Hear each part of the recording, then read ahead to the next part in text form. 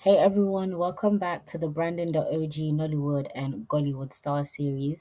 Haven't actually touched on too many Gollywood stars yet, except for Naja Buhari. If you haven't seen that one, definitely check that out. That's one of my most popular videos on my channel.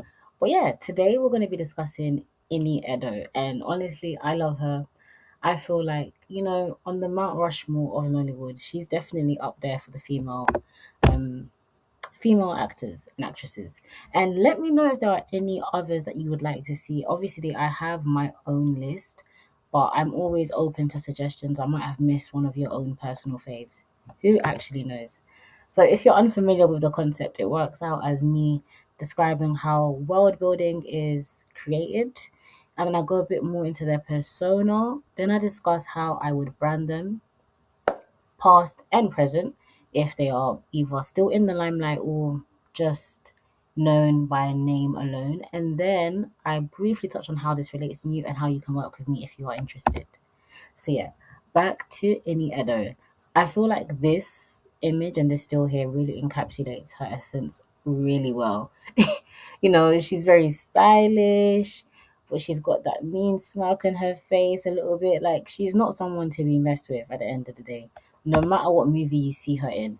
And this could be a movie where she's playing quite a dejected character. She often is like the lowly and humble.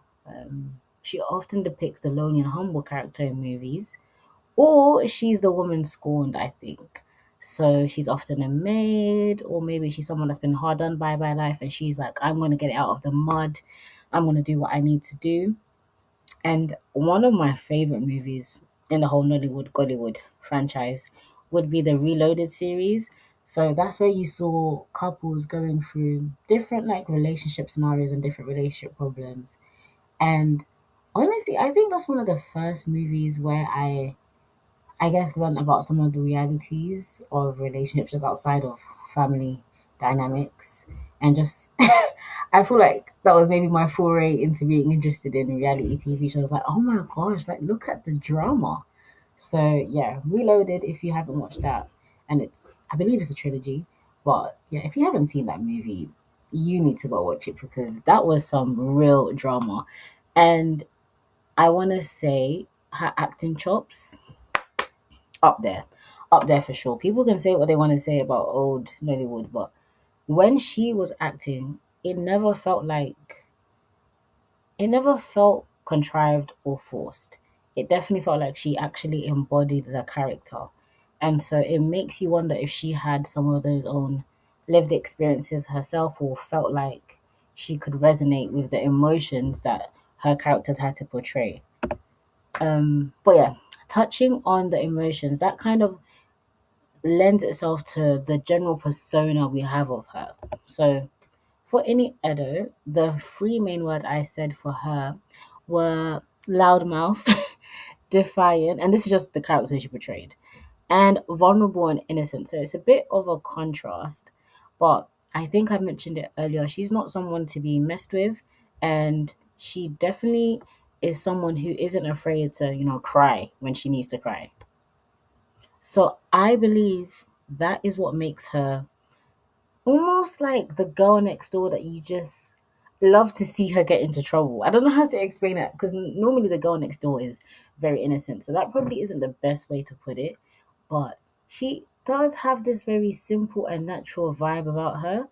And I don't know anyone who I was growing up with at the time when we used to watch Nollywood together who didn't love the character she portrayed.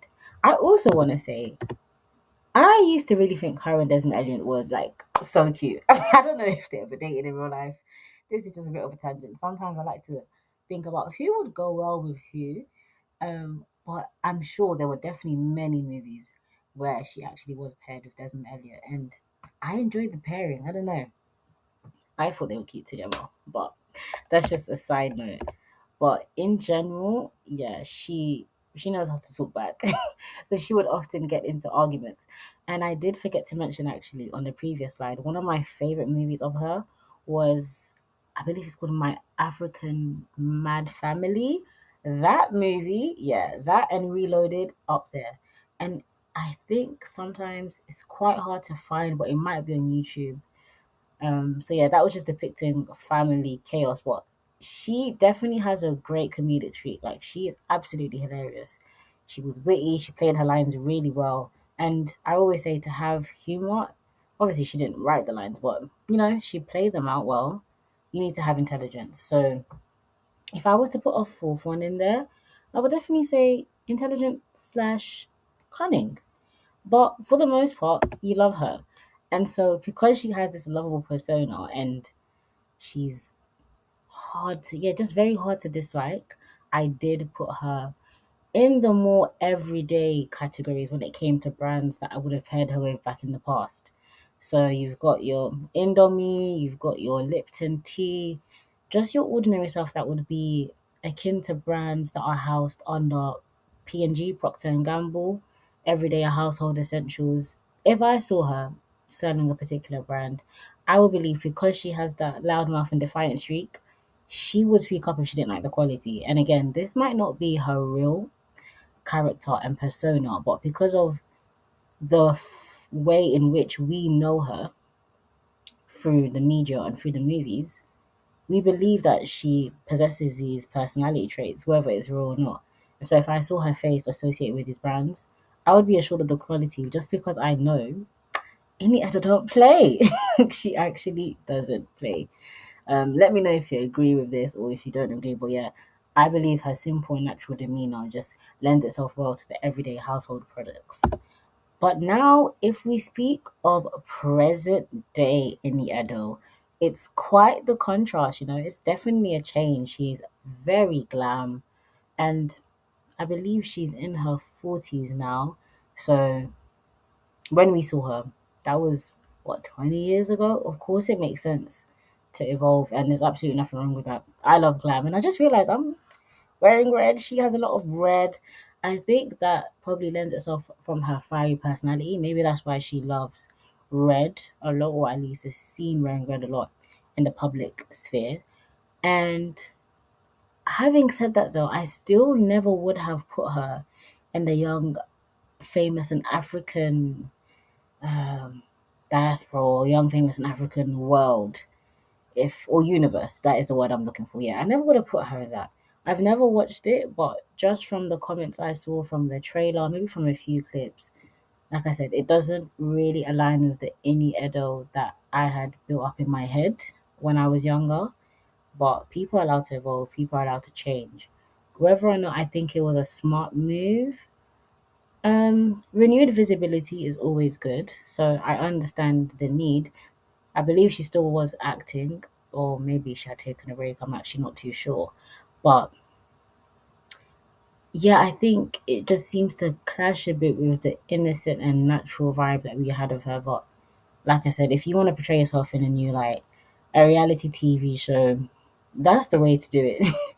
Especially with the new generation. Like I said, some of her early movies actually allowed me to be more engaged and interested in reality TV because they were so dramatic. So in that sense, I see the fit. But I think the main reason why I also see the conflict is because when I did watch an interview she did with, I'm gonna have to search it up. I believe it's Chido. If I'm wrong, I apologize, but I'm gonna search it up right now. My bad, you guys. It wasn't Chido. It's with Tude. I love that interview. It was 2/3 years ago now, and the title alone was very vulnerable. It says, "I got tired of having miscarriages, so I chose surrogacy." And yeah, that just shows a level of vulnerability and courage. Yeah, it was 2023, so 2.5 years, I guess, now.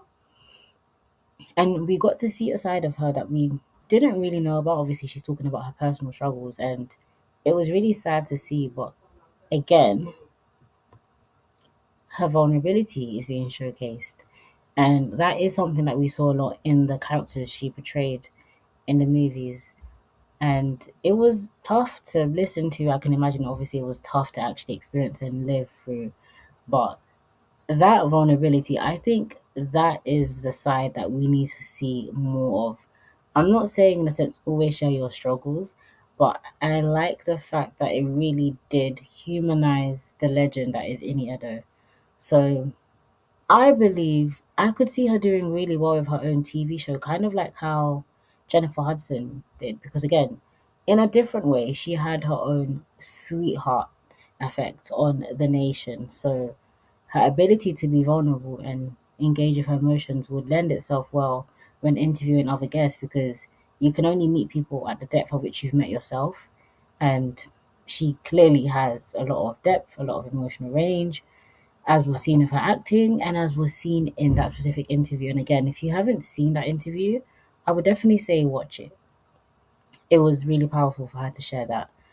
Aside from being a TV show host, is there any other way I could see her branching out her legacy?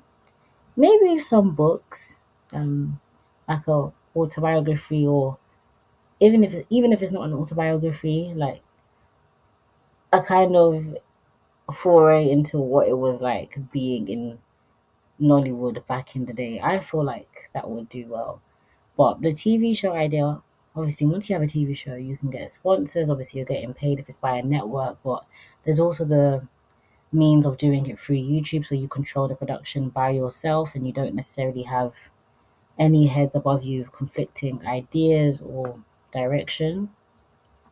But if she also isn't in directing, I would definitely say that could be an avenue she could look into.